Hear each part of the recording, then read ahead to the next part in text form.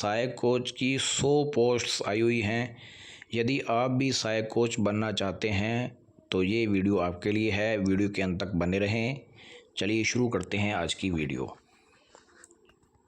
प्रतिनियुक्ति पर भारतीय खेल प्राधिकरण में सहायक कोच के पद पर नियुक्ति के लिए आवेदन आमंत्रित करने की सूचना। तो देखो, ये जो भर्ती है वो डेपुटेशन यानी प्रतिनियुक्ति के आधार पर है।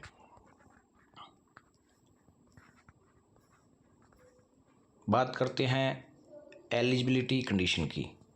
पद का नाम है सहायक कोच। पदों की संख्या 100 पोस्ट्स। पे बैंड और पे ग्रेड दिया हुआ है। भर्ती की जो विधि है वो है डेपुटेशन यानी नियुक्ति। एलिजिबिलिटी क्राइटेरिया की बात करें तो दो तरह से ये दिया हुआ है। केंद्र सरकार, राज्य सरकार, केंद्र शासित प्रदेश में अधीन कार्यरत अधिकारी, यानी किसी भी जो है लेवल पे, चाहे वो सेंट्रल लेवल पे हो चाहे वो स्टेट लेवल पे हो, उसमें जो भी अधिकारी कार्यरत हैं उसके लिए है ये।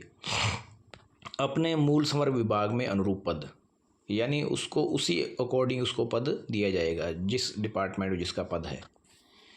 लेवल 5 में कम से कम 6 वर्ष की नियमित सेवा वाले अधिकारी। इसके अलावा 6 वर्ष की नियमित सेवा वाले अधिकारी जिनका लेवल 5 है। सेकंड आवश्यक योग्यता है SAI NS NIAS पटियाला के कोचिंग में डिप्लोमा या समकक्ष, या फिर ओलंपिक, पैरालंपिक, एशियाई खेल, विश्व चैंपियनशिप या समकक्ष में भागीदारी के साथ कोचिंग में प्रमाण पत्र पाठ्यक्रम, या फिर द्रोणाचार्य पुरस्कार विजेता, या फिर भारतीय खेल प्राधिकरण के शासी निकाय द्वारा खेल कोटा भर्ती के संबंध में परिभाषित अनुसार। तो इनमें से कोई भी एक आपके पास है तो आप इसमें फॉर्म अप्लाई कर सकते हैं। पात्रता मानदंडों को पूरा करने वाले उम्मीदवारों को साक्षात्कार के लिए बुलाया जाएगा,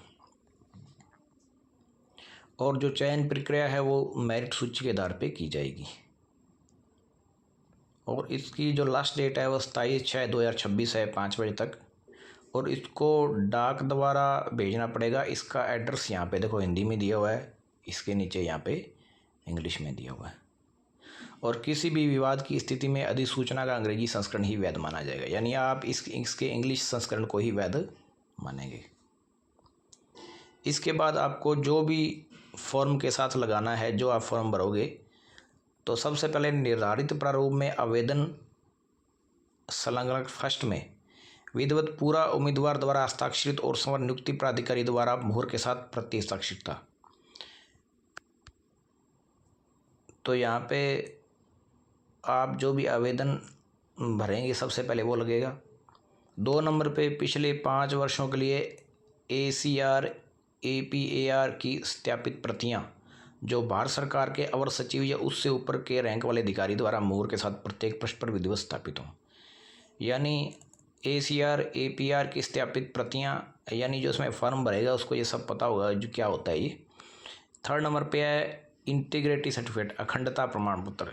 यानी देखो, वैसे तो अखंडता प्रमाण पत्र या इंटीग्रिटी सर्टिफिकेट वो होता है जिसमें आप ये सिद्ध करते हो कि आप अखंड हैं, यानी आप भारत के नागरिक हैं, ऐसा कुछ होगा शायद।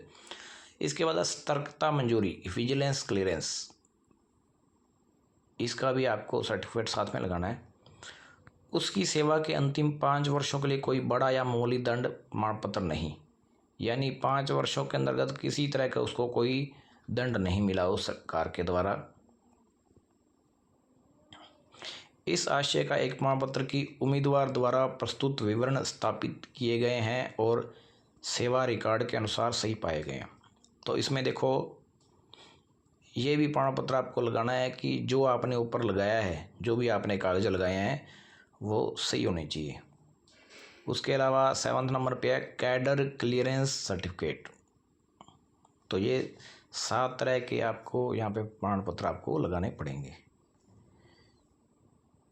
इसके बाद देखिए कैरिकुलम विटा परफॉर्मा, यानी आपकी जो भी आपने शिक्षा आपने प्राप्त की है वो सब कुछ।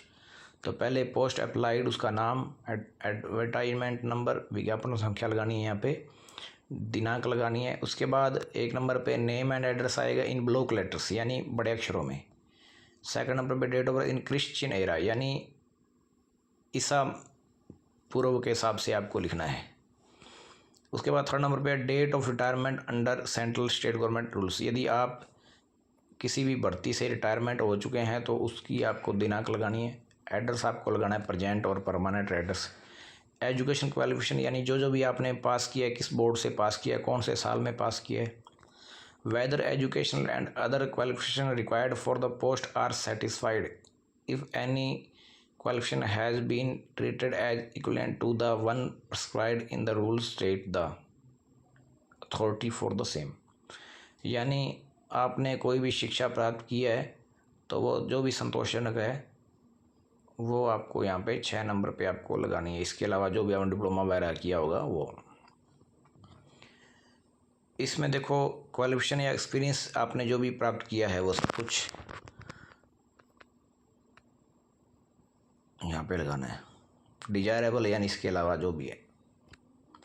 Please state clearly whether in the light of entries made by you above you meet the requirement of the post.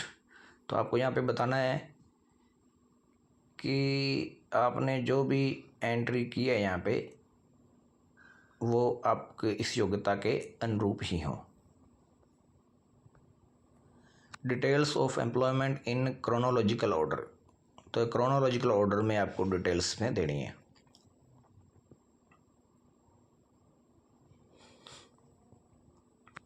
तो यहाँ पे ऑफिस इंस्टीट्यूशन लिखा है, पोस्ट हेल्ड, और सर्विस की जो भी आपने जितने दिन तक सेवा की है वो फ्रॉम टू, ये सब कुछ इसमें लिखा हुआ है। सैलरी ऑफ स्केल ऑफ पे,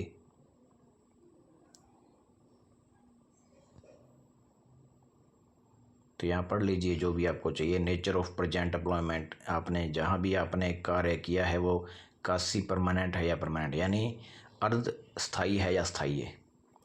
in case the present employment is held on deputation short term contract basis please state, तो आपने जहाँ भी कार्य किया है वो डेपुटेशन के आधार पे था या कुछ अवधि के लिए था, वो भी आपको लिखना है।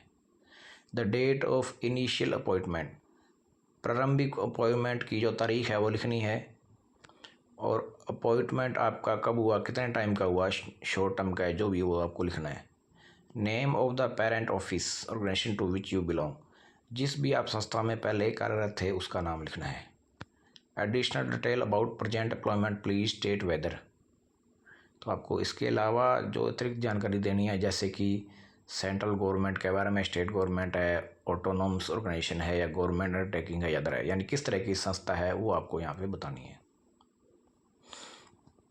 Please state whether you are working in the same department and are in the feeder grade और फीडर टू फीडर ग्रेड, यानी आप उसी डिपार्टमेंट में कार्य कर रहे थे जिस डिपार्टमेंट में ये भर्ती है, तो वो भी आपको बताना है। Are you in revised scale of pay, if yes give the date from which the revision took place and also indicate the pre revised pay scale. तो देखो आप रिवाइज्ड स्केल ऑफ पे पे थे, यदि थे तो आपको बताना है कि कब से है ये, और उसका पे स्केल भी आपको बताना है।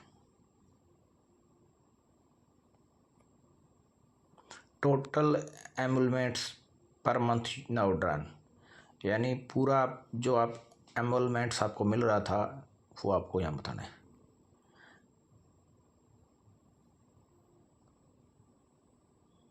इसको आप पढ़ लीजिएगा जो भी लिखा हुआ है। Whether belongs to SC ST OBC, तो आप किस से बिलोंग करते हैं वो लिख दो। इसके बाद रिमार्क्स द कैंडिडेट्स में indicate information with regard to award scholarship official appreciation, यानी किसी तरह का उसको अवार्ड मिला हो, स्कॉलरशिप या कोई आधिकारिक रूप से उसको प्रशंसित किया गया हो।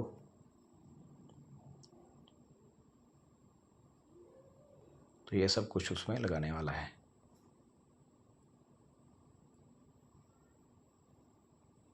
पे matrix level of the present post held, तो आपका जो पे लेवल है वो उसके बाद आपको यहाँ पे टिक लगाना है। दिनांक लिखनी है, स्थान लिखना है, name and signature of the candidate, candidate का सिग्नेचर होगा, address, email ID, mobile number वगैरह। तो इसके साथ आपको जो भी कागज़ वगैरह हैं वो सब अटैच करके फॉर्म को जो आपको एड्रेस बताया है वहाँ पे आपको भेजना है। तो वीडियो अच्छी लगी तो लाइक करें, कमेंट करें, शेयर करें और चैनल पर नए हैं तो सब्सक्राइब जरूर कर लें।